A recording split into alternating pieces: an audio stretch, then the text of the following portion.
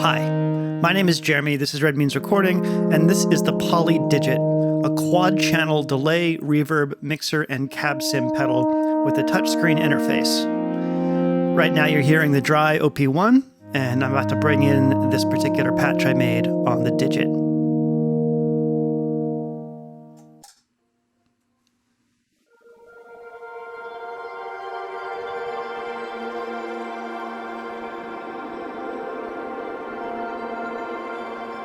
In this patch, I have the in going into a looping delay with an LFO, manipulating that looping delay.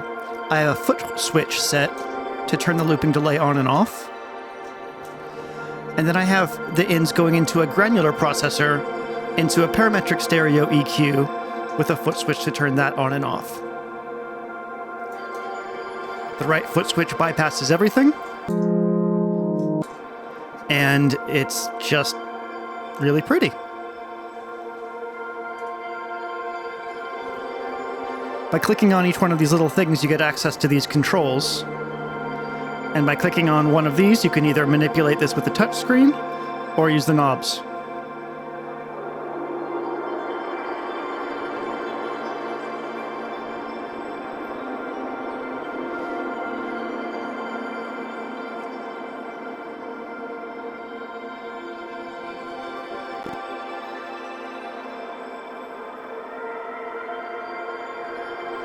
In this video, we're just going to go over a little bit about how it works, what the stuff's available in it, and make a couple patches, I guess.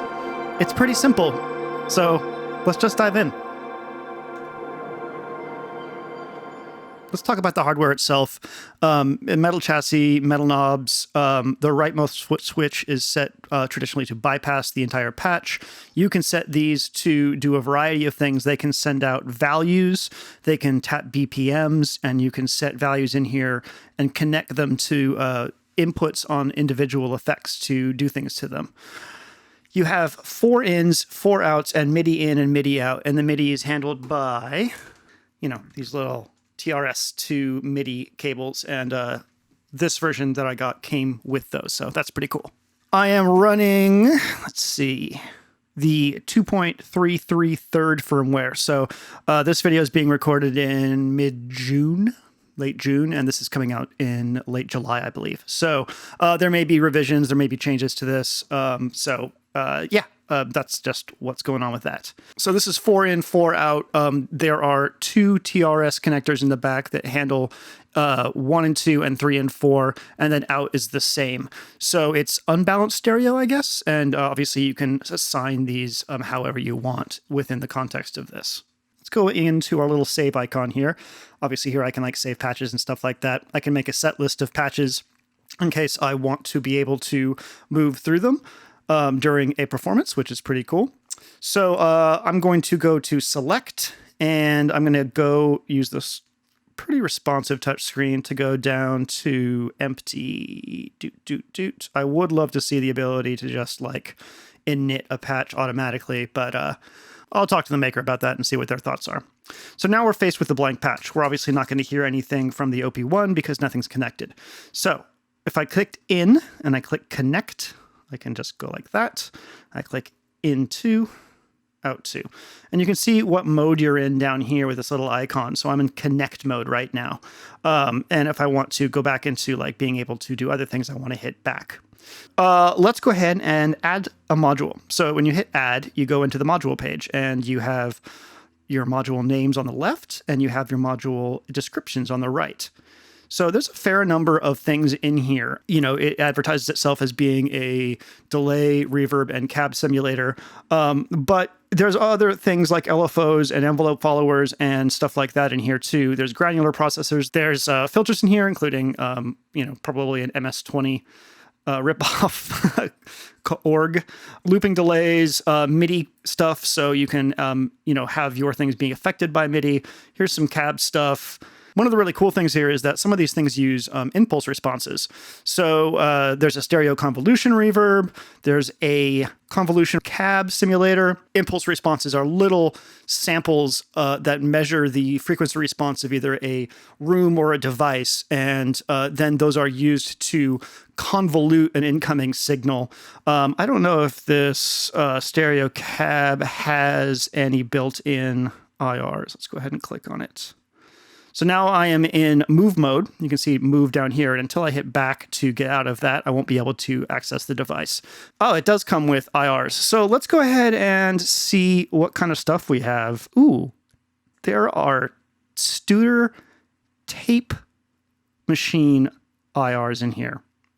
So let's start off by just listening to some of the presets that are in here. We can go into select and see what this one says. Whoa. That's pretty wild. This one's called Acid for Breakfast. So we have our in going into a bit mangle, which is a bit crusher thing.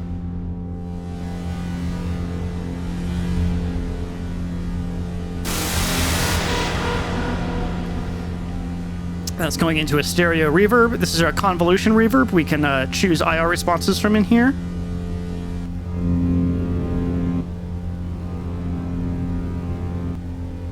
Including some digital reverb devices and analog reverb devices.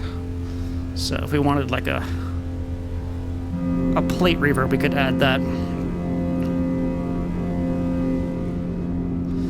And then it's got the in going into a delay and the granular plugin, which is one of my favorites.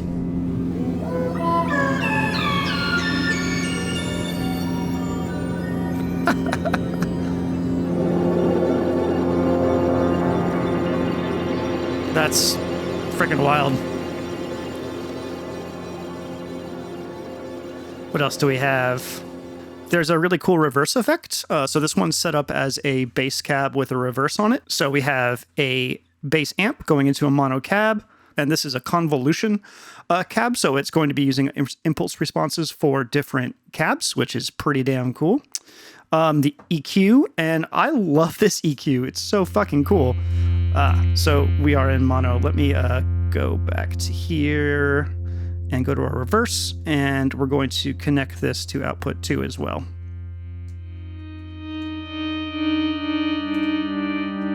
So check out this EQ. Oh, we are in connect mode.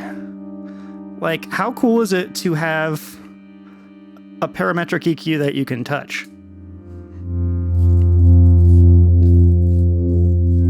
I think that's cool. The reverse effect is really cool. You can get different sort of stuff out of it depending on what your fragment length is. That's pretty cool. All right, let's listen to something that's supposed to be a bit more guitar-y, huh?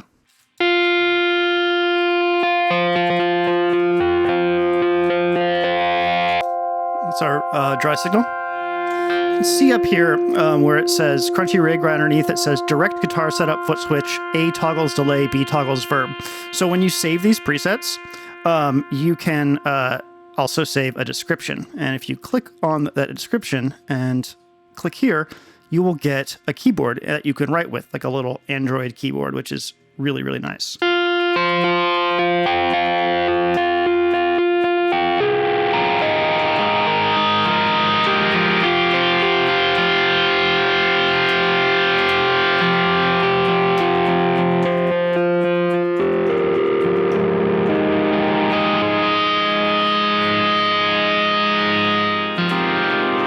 I love effects so much. I want to check this one. Says crystalline. Let's check this out. So not much going on here, but man, do we get a cool effect.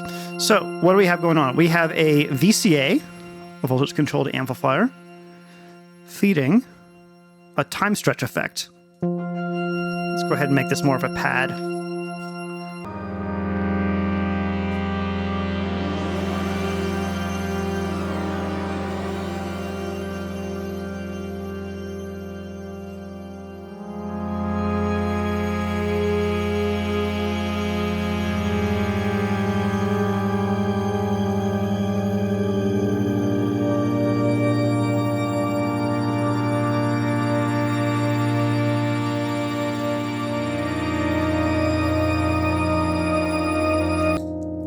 That's what our sound sounds like without this effect on it.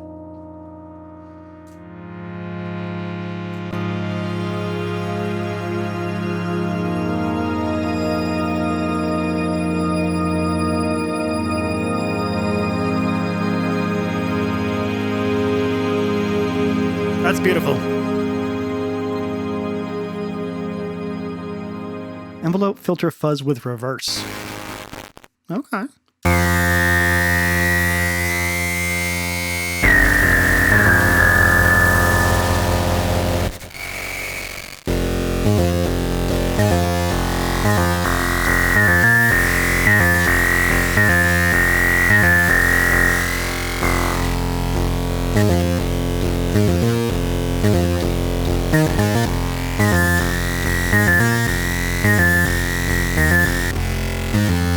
Oh, yeah.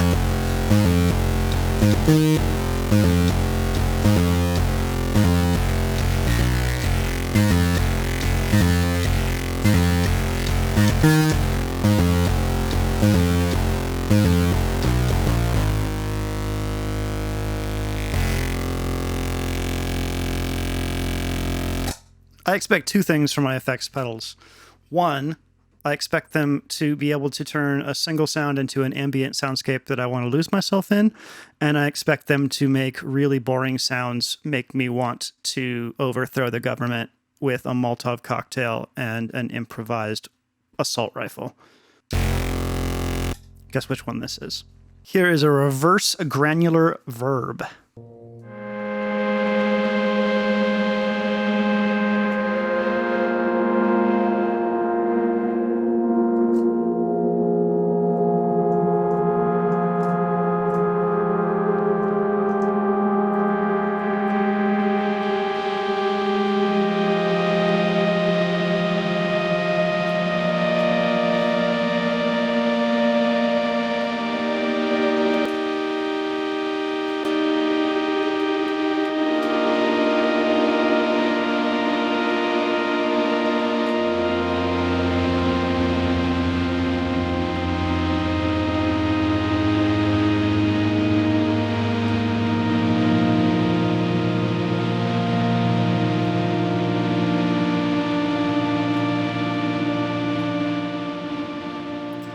Very, very pretty. So let's talk about patching real quick. Otherwise, I'm just going to play demos all day. So let's go into presets, select, and go down to empty. Empty, like my soul. Great. So the basic connection is I can connect the input, say connect to the output, input to the output. I'm in connect mode. I'm going to hit back. Now I can add modules to this. So what we're going to do is we're going to add a something that I can like do some LFOing to. So how about a filter? How about a filter? Let's add that Korg filter.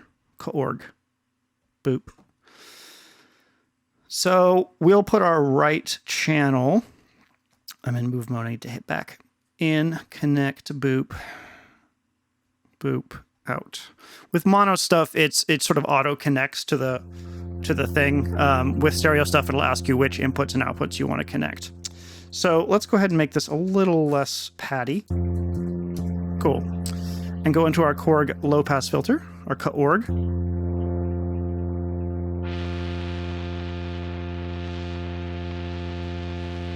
And once you've tapped on one of these, you got fine control on the left and less fine control on the right. So if I wanted to LFO this friendo here, go to add, and I could scroll down to LFO. Boop.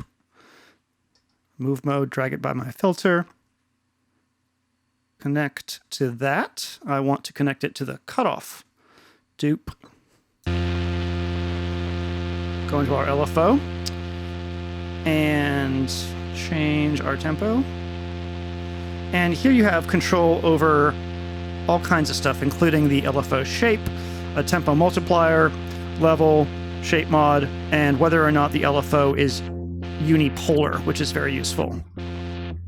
So now it's a sample and hold LFO. That is a sine wave. And shape mod will have probably an effect on like square. Yeah. Seems like it slews the sample and hold, which is really useful. So that's how you modulate things within this. It's really, really simple. If I wanted to add a foot switch, so right now our tempo is at 54. So let's add a foot switch real quick to do something. Add foot switch. A is here, B, and then C. So we'll add the left foot switch, and we'll go down here, get out of move mode. We're going to connect this to, we're going to value out to the LFO. So now this foot switch will do something to the LFO once we tell it to. I'm going to move this up so my aesthetic is chill. There we go. All right. So let's go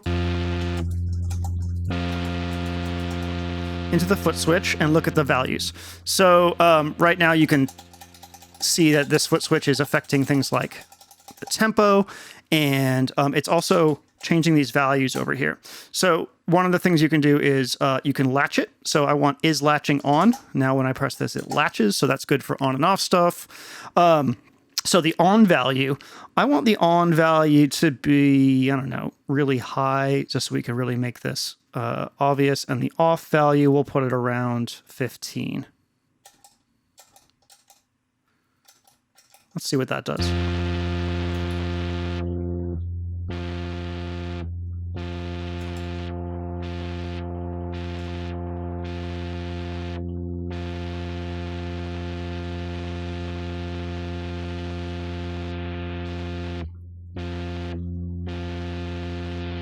Go back to our LFO, turn our tempo up, back into our foot switch.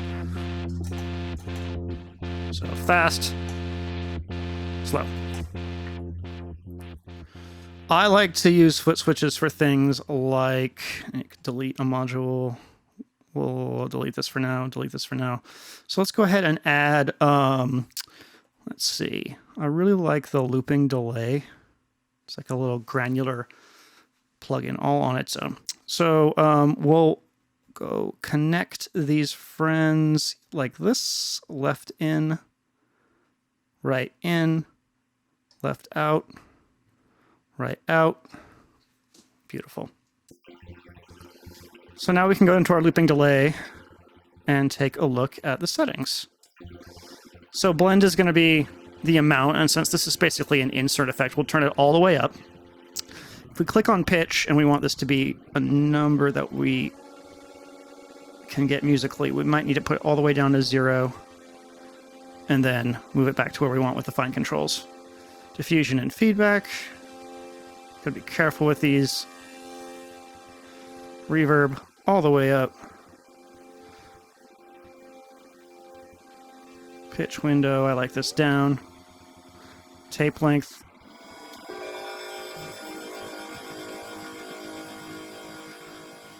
So we could do a couple things to this. We could add an LFO, and here we could pick, let's pick something obvious like tape length. And we'll go ahead and turn way down. And then we can add like a foot switch. So off value will be 0, or we'll call that -1, and then on value will be 100. And we do want it to latch. So now we can change the blend of the foot switch. Anyways, that is the basics of the Polydigit, a quad effects processor that I think is a really cool thing to have. I am a huge fan of the Zoya, and this is sort of like a little Zoya for those of you that much prefer having a screen to affect things on as opposed to the sort of like esoteric Zoya touchpad thing, LED pad thing. So yeah, thanks for watching. My name is Jeremy. This is Red Beans Recording, and I hope you have a wonderful day.